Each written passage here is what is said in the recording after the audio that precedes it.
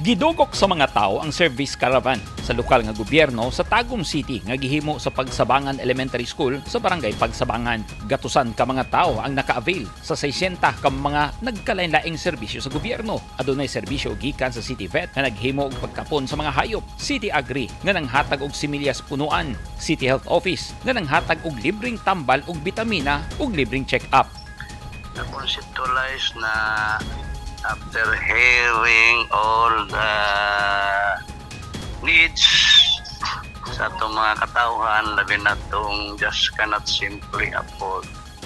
Why pamasahe, muna sa itong City Health Office, or bisag silang Barangay Health Center. O nang ato na nangigipaduol sa ilaha ang ato ang serbisyo karaban.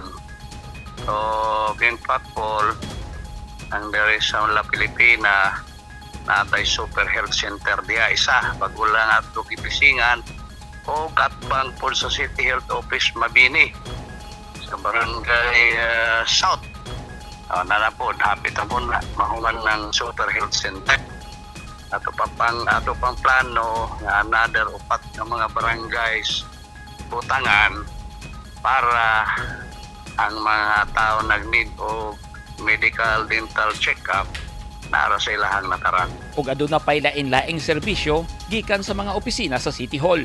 Nasubay ni Mayor Ray Uy nga daghan sa mga bata ang nanginahanglan og dentista.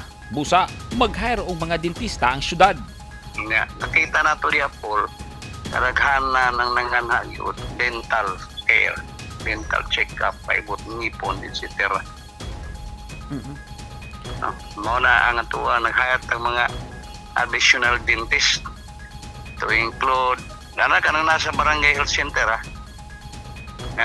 to include Saturdays kaya para ang mga estudyante makahigayon o pa-check up silang ngipon kaya waman na eskwilan ng Sabado. Matag adlawng Sabado ug Domingo ang service caravan sa syudad sa Tagum. Gidasig niini ang mga bata ug ginikanan nga magpakonsulta kay libre kini. Tanang barangay sa syudad sa Tagum himuon ang caravan aron walay mangluod ug patas ang paghatag og serbisyo sa gobyerno.